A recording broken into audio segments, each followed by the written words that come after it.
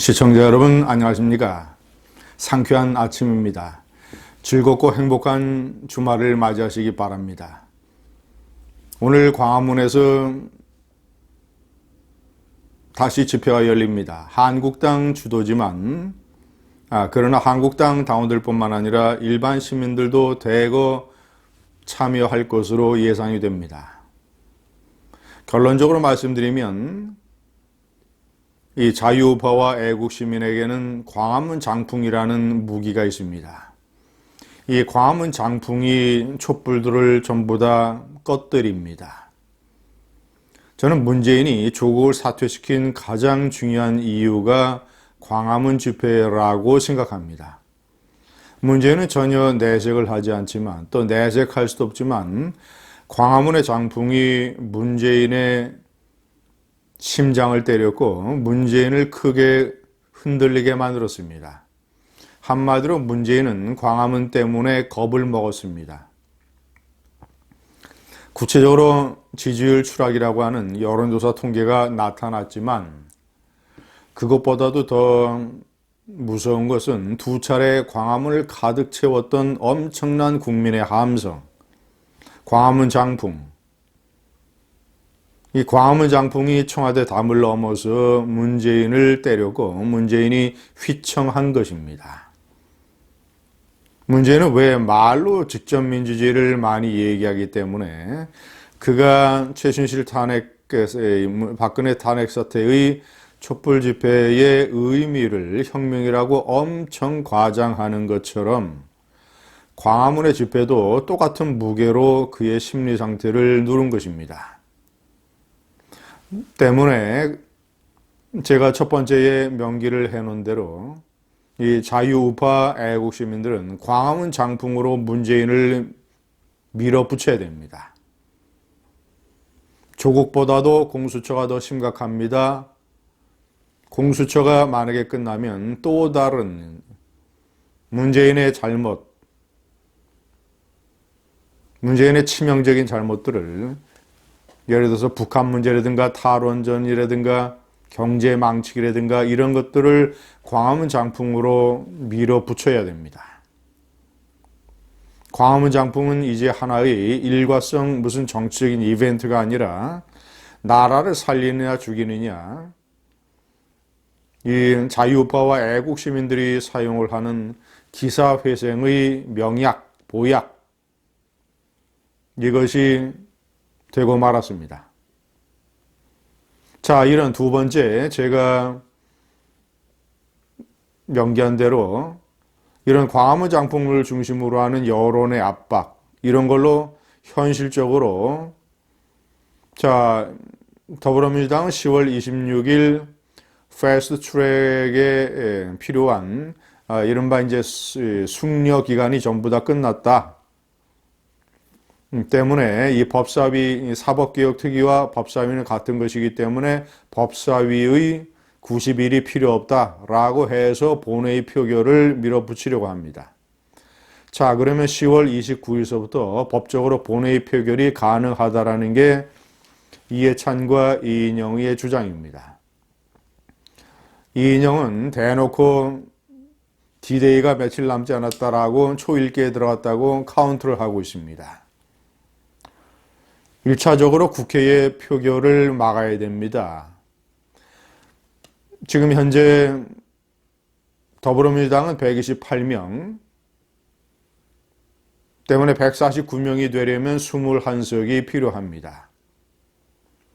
자, 그런데 정의당 6명, 민중당 1명, 좌파 무소속 2명 해서 9명, 9명이 확보됐고 21명 중에서 9명이 확보됐고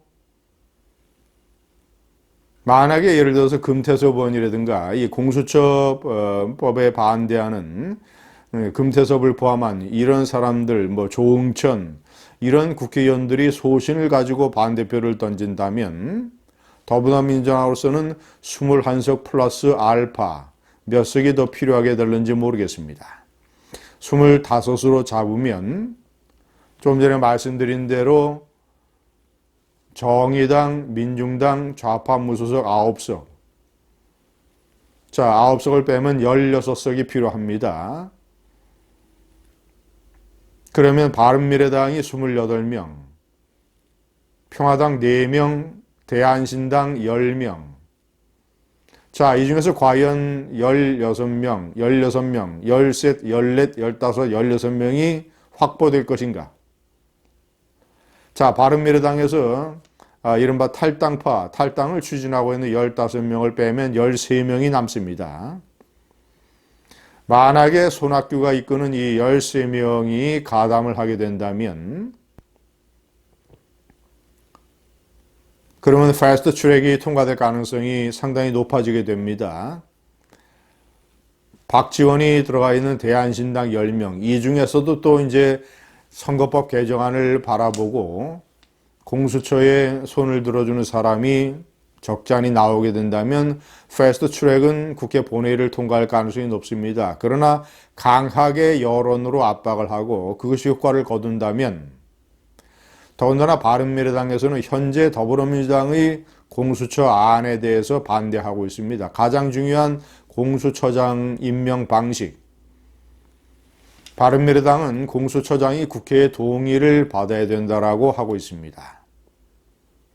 때문에 바른미래당은 현재 더불어민주당의 안을 어떻게 쓰는지 변형을 시킬 것이며 제가 중요하게 생각하는 것은 변형을 예를 들어서 더불어민주당이 받아들여서 이것을 명분으로 해서 바른미래당이 전폭적으로 패스트 트랙 공수처 통과를 지원하게 되는 상황. 국회 동의를 받는다, 인사청문회를 한다, 이런 편법으로 수정하는 것보다 본회의 표결 자체를 막아야 됩니다. 공수처 설치라고 하는 유령 같은 또 하나의 권력기관의 등장을 막아야 됩니다. 여론 압박에 유리한 조건들이 형성이 되고 있습니다. 한국갤럽 조사에서 문재인의 지지율이 40%를 최초로 붕괴해서 39%가 나왔습니다. 수도권, PK, 30대, 중도층, 특히 30대, 문재인의 가장 콘크리트 지지층이라고 할 수 있는 30대에서 60%에서 46%로 급격하게 추락을 했습니다. 중도층도 말할 것도 없이 중도층도 거의 10%포인트나 빠졌습니다. 자, 그러면 이런 것들이 한국당과 이 자유우파 애국시민들의 광화문 장풍을 더욱더 거세게 만들어주는 주요한 환경 변화입니다. 네 번째 명기한 사실은 대단히 중요합니다. 왜 공수처를 우리가 필사적으로 막아야 되느냐? 지금 현재 공수처장의 임명 방식, 더불어민주당이 내놓은 방식에 따르면 추천위원 7명, 여야가 각각 2명씩 4명을 빼면 3명은 법무부 장관, 법원행정처장, 대한변협회장 3명으로 되어 있습니다.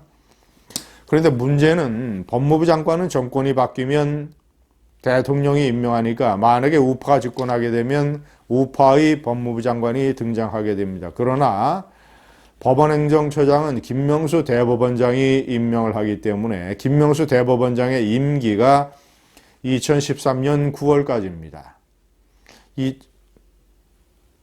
2023년 9월까지입니다.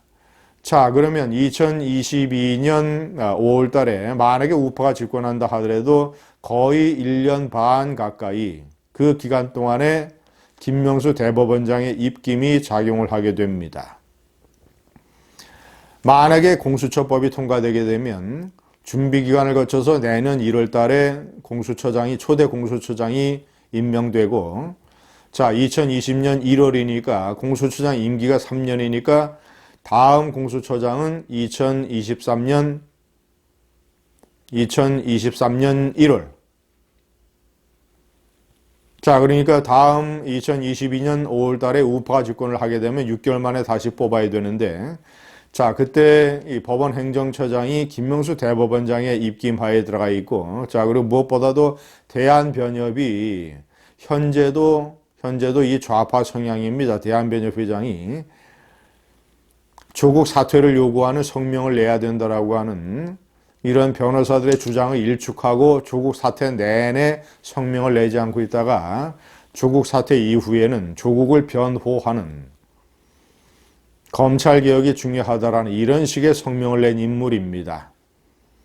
자, 그런데 이 변호사 단체들의 변호사들의 직접 투표로 뽑는 이 차기 대한변협회장이 차기 대한변협회장 임기 2년이니까 차기 대한변협회장도 이 좌파 성향의 인물이 될 가능성이 상당히 높습니다. 때문에 무슨 일이 있어도 공수처는 막아야 됩니다. 광화문의 장풍. 오늘 다시 광화문 장풍이 문재인의 심장을 때려야 됩니다. 감사합니다.